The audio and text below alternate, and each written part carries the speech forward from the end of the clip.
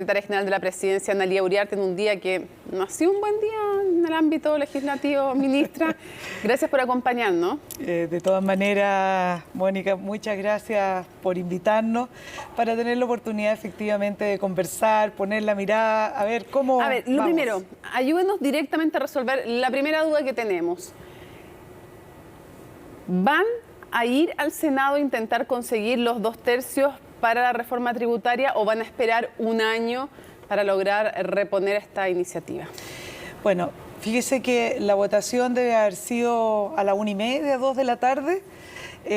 Yo creo que no han transcurrido ni 6, 7 horas, no sé.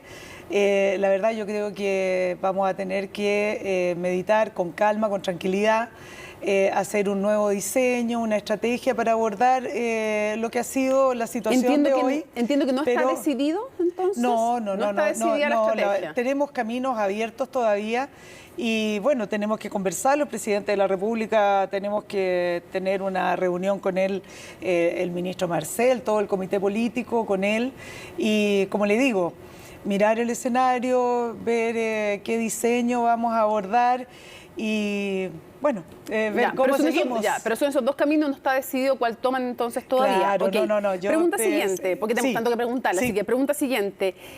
¿Hay alguna posibilidad de viabilidad para la reforma de pensiones, la de salud, sin esta reforma tributaria? Mire, hay posibilidades, pero naturalmente lo que nosotros queremos y seguimos todavía naturalmente comprometidos, tal como dijimos desde el programa de gobierno hasta este minuto, nosotros necesitamos una cuestión que es básica y es la responsabilidad fiscal y la responsabilidad para tomar decisiones, y esa es una cuestión clave que nos enorgullece como país, el que nunca tomamos decisiones sin tener un sustento, unos fundamentos. No hay plata para esa reforma. Entonces, lo que quiero oír es que 3 reformas estructurales y trabajaremos por 3 reformas estructurales.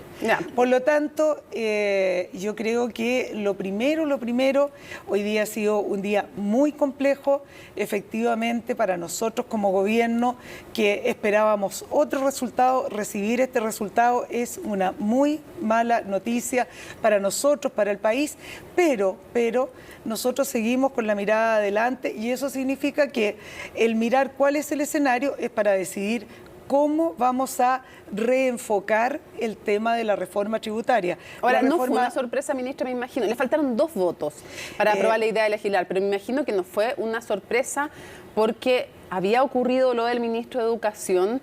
¿Estaban tensos los ánimos o para usted fue una sorpresa no lograr los votos? No tuvieron ni uno de la oposición.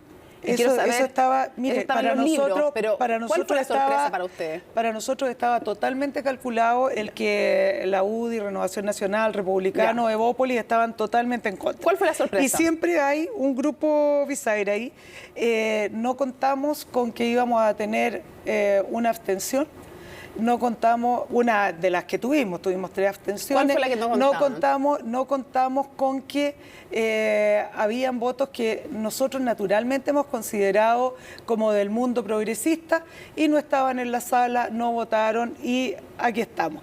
Por lo tanto, pero se refiere a la ADC porque ahora, ellos estaban pareados, hay otros que faltaron, por ejemplo. La democracia cristiana, el presidente de la República acaba de hacer un reconocimiento a la democracia cristiana que siempre se ha identificado con la centroizquierda y votó totalmente con nosotros. Así que, desde luego, agradecer desde acá a los parlamentarios demócratas cristianos por su compañía en el día de hoy. Cuando piensa en los apoyo. progresistas, ¿se refiere a Pamela Giles y a Mónica Arce, una independiente y otra del Partido Humanista, por ejemplo? Sí, por ejemplo, con esos 3 votos, por supuesto, habríamos tenido otros resultados distintos. Y también la diputada que tuvo el altercado, justamente, Viviana Delgado, con el ministro. ¿Usted esperaba contar con el voto de ella? Honestamente, le digo, sinceramente, yo creo que hay cuestiones que son bien de convicción. Una reforma tributaria, la reforma previsional o una reforma en salud son de aquellas cosas que no son susceptibles de ser variadas por contingencia.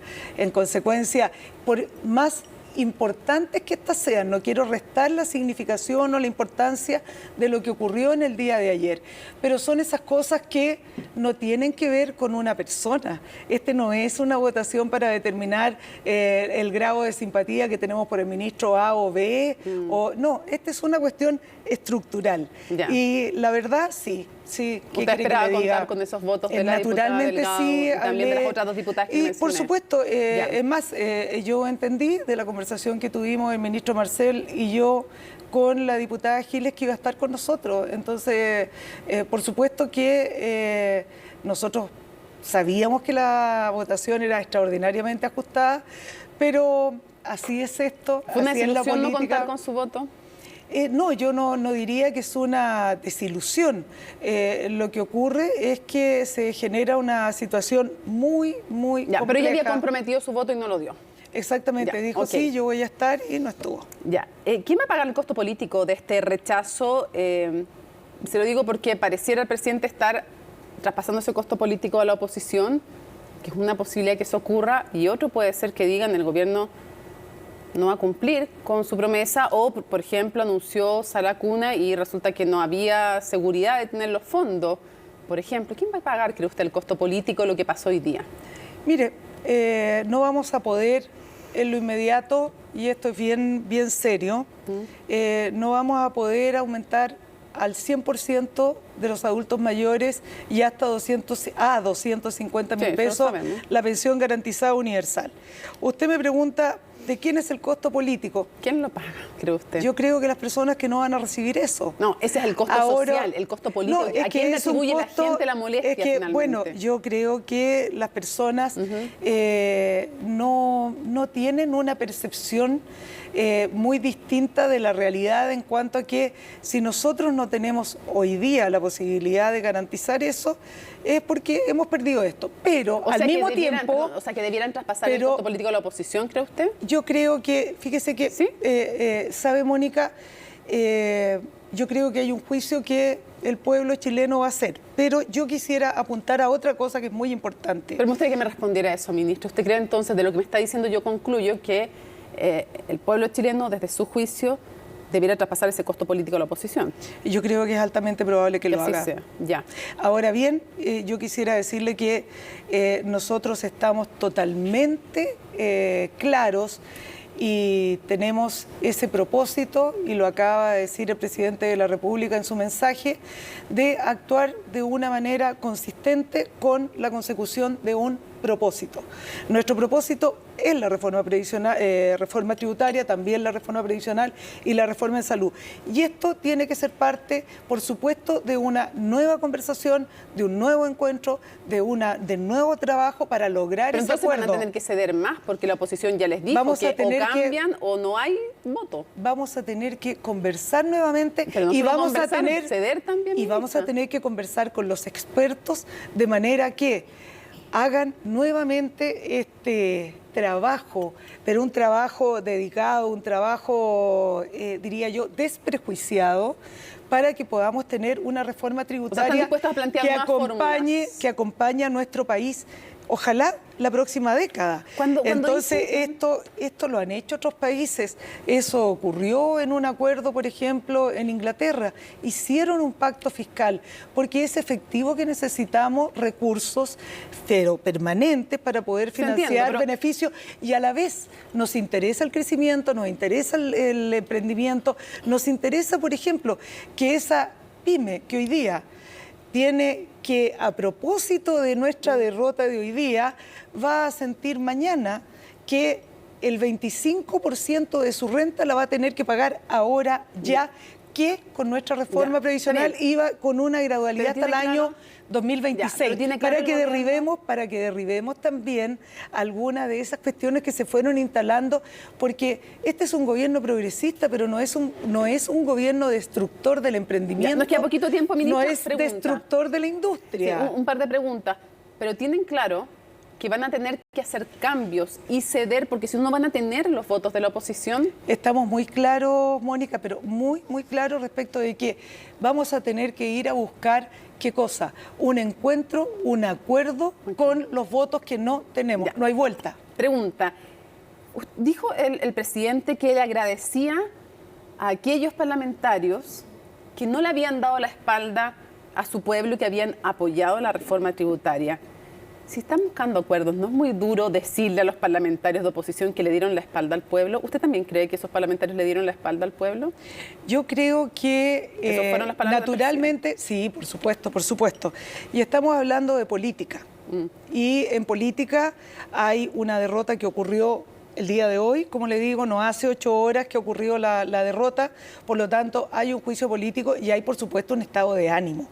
Pero dicho aquello, yo quiero a través suyo, en este canal, en estas cámaras, nuevamente decirle a todos los parlamentarios que hoy día hemos tenido buenas noticias económicas que no son mágicas, no ocurren por una casualidad, ha habido un esfuerzo para tener buenas noticias económicas.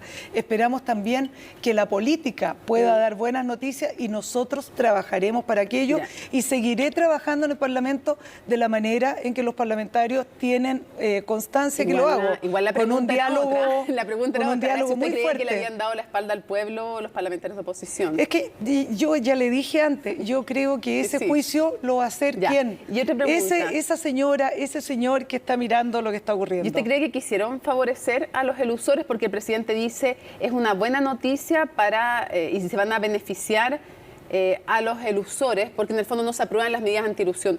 ¿Usted cree que ese era el objetivo de la oposición? Ningún parlamentario o parlamentaria de oposición me dijo, nosotros estamos aquí por esto. Yo no tengo un juicio para hacer. Pero lo que sí puedo decir es que nuestra reforma tributaria tenía normas anti-elusión y anti-evasión.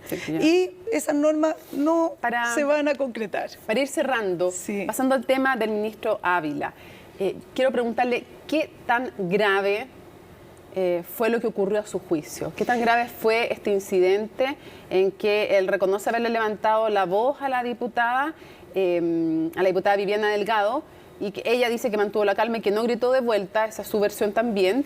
La pregunta es, ¿qué tan grave fue lo que ocurrió y cuán determinante para que no se aprobara esta idea de legislar? Bueno, respecto de la situación misma, yo creo que es muy importante decir que el ministro ha pedido excusas porque es una autoridad y entiende que esa investidura no lo autoriza para cambiar un tono, para llamar la atención, etcétera.